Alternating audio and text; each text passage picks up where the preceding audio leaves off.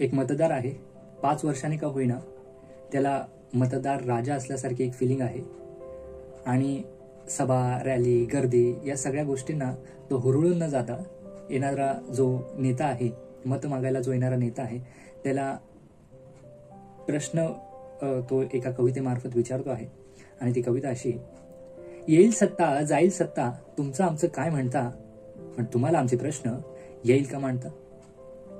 तुम्हाला आम्ही संसदेत जरूर पाठवू, तुम्हाला आम्ही संसदेत जरूर पाठवू, पण पाठवण्याआधी तुमची कामं भानगड डोळ्यात नक्की साठवू. पण पाठवण्याआधी तुमची कामं भानगड डोळ्यात नक्की साठवू. आली तारीख जवळी तेव्हा आरडून घोषणा तुम्ही देता, आली तारीख जवळी तेव्हा आरडून घोषणा तुम्ही देता. माझी ताई, आई, आजोबा, मामा, काकी या सर्वांना एकत्रित तुम्ही बोलावता.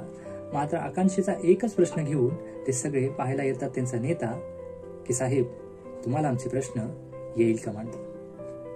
पुस्तकात वाचतो जेव्हा आम्ही स्वातंत्र्याचा लढा, पुस्तकात वाचतो जेव्हा आम्ही स्वातंत्र्याचा लढा, उर भरून जातया पाहुणी बांधलेल्या संविधानानं कडा. पण मनात थक्क होतं जेव्हा त्यांच्या विरुद्ध तुम्ही चालता, धर्म जातीच्या नावानं माती तुम्ही कालवता. तरीही पुन्हा अपेक्षेचा एकच प्रश्न आम्ही तुम्हाला विचारतो, की तुम्हाला आमचे प्रश्न येईल का मांडता. अनभिन्न राहतो आम्ही, अनभिन्न राहतो आम्ही जेव्हा मंत्री उत्तरापासून काढता पाय घेतो. मन की बात तर आम्ही ऐकतोच, पण जन की बात करायची वाट गेल्या 10 वर्षापासून पाहतो. राम राम नमस्कार एवढंच करताना तुम्ही मत मागायला दिसता, पण बेरोजगारी, महागाई, लोकशाही या प्रश्नावर बोलताना मात्र तुम्ही फसता. म्हणूनच म्हणतो की तुम्हाला आमचे प्रश्न येईल का मांडता. एवढं होऊन सौजन्यानं प्रत्येक जण भारतीय म्हणून नांदतो, एवढं होऊन सुद्धा प्रत्येक जण भारतीय म्हणून येथे नांदतो. रोजच्या पोळी भाजीचा प्रश्न रोज त्यांच्या मनात सतावतो. म्हणे भल्या भल्याची वाट साहेब तुम्ही लावता, म्हणे भल्या भल्याची वाट साहेब तुम्ही लावता, पण प्रश्न एवढाच एक, की तुम्हाला आमचे प्रश्न येईल का मांडता. मग काय ती झाडी, काय तो डोंगर, सगळे एकदम ओके. काय ती झाडी, काय तो डोंगर, सगळे एकदम ओके. अचंबित झालो आम्ही सगळे जेव्हा पाहिले असंविधानिक रोखे.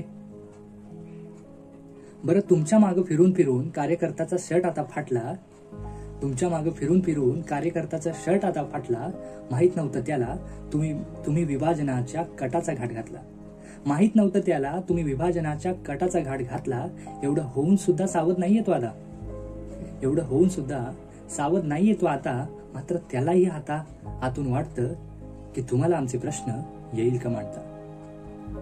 शांतता, प्रेम, सुरक्षा, धर्म, जाती, अनिष्ट रूढी परंपरा या सगळ्यांचा बिमोड यासाठीच तर तुम्ही संविधानाची शपथ घेता.